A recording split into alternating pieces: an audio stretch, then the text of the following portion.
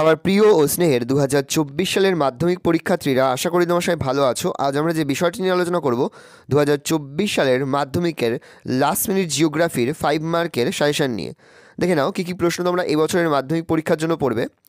প্রাকৃতিক ভূগোল থেকে 2টি এবং আঞ্চলিক ভূগোল থেকে 2টি প্রশ্নের উত্তর দিতে হবে। প্রতিটি প্রশ্নের মান রয়েছে 5 করে। দেখো, প্রাকৃতিক ভূগোল থেকে যে কোনো 2টি প্রশ্নের উত্তর দিতে হবে। নদী, বায়ু, হিমবাহ থেকে হিমবাহের ক্ষয়কার্যের ফলে সৃষ্ট 3টি ভূমিরূপের পরিচয় দাও। পরের প্রশ্ন, নদীর সঞ্চয় কার্যের ফলে সৃষ্ট 3টি ভূমিরূপের পরিচয় দাও। পরের প্রশ্ন, মরুকরণ কাকে বলে? মরুকরণের কারণ ও তার প্রতিরোধের উপায়গুলি লেখো এবং তার প্রতিরোধের উপায়গুলি লেখো। পরের প্রশ্ন, হিমবাহের সঞ্চয় কার্যের ফলে সৃষ্ট ভূমিরূপগুলির পরিচয় দাও। পরের প্রশ্ন, বিশ্ব উষ্ণায়ন সুন্দরবন অঞ্চলের ওপর কীরূপ প্রভাব ফেলেছে?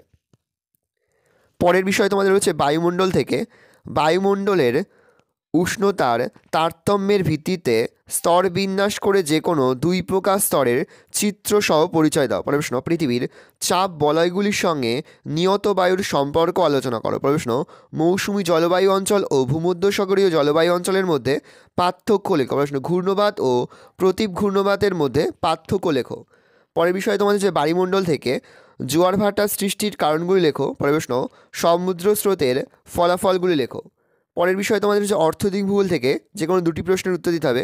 ভারতের প্রাকৃতিক বিভাগ থেকে ভারতের ভূপ্রকৃতির শ্রেণীবিভাগ করে পশ্চিম হিমালয়ের সংক্ষিপ্ত পরিচয় দাও। পরের প্রশ্ন, ভারতের উত্তরের সমভূমি অঞ্চলের সংক্ষিপ্ত পরিচয় দাও। পরের প্রশ্ন, ভারতের স্বাভাবিক উদ্ভিদের শ্রেণীবিভাগ করে যে কোনো 2 প্রকার উদ্ভিদ অঞ্চলের সংক্ষিপ্ত পরিচয় দাও। পরের প্রশ্ন, ভারতের মৃত্তিকা শ্রেণীবিভাগ করে যে কোনো 2 প্রকার মৃত্তিকার সংক্ষিপ্ত পরিচয় দাও। পরের প্রশ্ন, ভারতকে মৌসুমী জলবায়ুর দেশ বলা হয় কেন? পরের প্রশ্ন, গঙ্গা নদীর গতিপথ বর্ণনা করো। পরের বিষয় তোমার রয়েছে ভারতের কৃষিকাজ অধ্যায় থেকে ভারতের গম, আখ, চা, কফি উৎপাদনের অনুকূল প্রাকৃতিক পরিবেশের বিবরণ দাও। পরে তোমার হচ্ছে ভারতের শিল্প অধ্যায় থেকে পূর্ব ও মধ্য ভারতের লৌহিষ্যৎ শিল্পের একদেশী ভবনের বা কেন্দ্রীয় ভবনের কারণগুলি লেখো। পরের প্রশ্ন, পশ্চিম ভারতের কার্পাস ভবন শিল্পের একদেশী ভবন বা কেন্দ্রীয় ভবনের কারণগুলি ব্যাখ্যা করো। প্রশ্ন, ভারতের মোটর গাড়ি নির্মাণ শিল্প বিকাশ লাভের কারণগুলি আলোচনা করো। ভারতের জনসংখ্যা, পরিবহন ও যোগাযোগ ব্যবস্থা থেকে থাকবে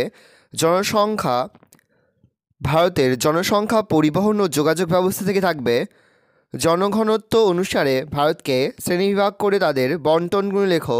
উন্নয়নের জীবনরেখা কাকে কেন বলা হয় আলোচনা করো। উদাহরণসহ শহর নগর গড়ে ওঠার কারণগুলি আলোচনা করো। ভালো করে দেখে নাও, এই রয়েছে টোটাল তোমাদের 2024 সালের মাধ্যমিকের লাস্ট মিনিট ভূগোলের 5 মার্কের সাজেশন। ভালো করে দেখে নাও। আশা করা যায় এখান থেকেই সমস্ত প্রশ্নই কিন্তু তোমাদের 2024 সালের মাধ্যমিক পরীক্ষায় কমন পেয়ে যাবে। সেহেতু আজ আমরা যে প্রশ্নগুলো নিয়ে আলোচনা করলাম, প্রতিটি প্রশ্ন উত্তরই কিন্তু খুব ভালো করে তোমরা মুখস্থ করে ফেলবে। আশা করি ভিডিওটা ভালো লেগেছে। ভিডিওটা ভালো লাগলে ভিডিও লাইক করতে একদমই ভুলবে না। আর আমার চ্যানেল নতুন হওয়া লাল কালার সাবস্ক্রাইব প্রেস করে পাশে বেল আইকন প্রেস করবে, যখন নতুন কোনো ভিডিও আপলোড করি সবার ফার্স্ট নোটিফিকেশন তোমরা পেয়ে যাও।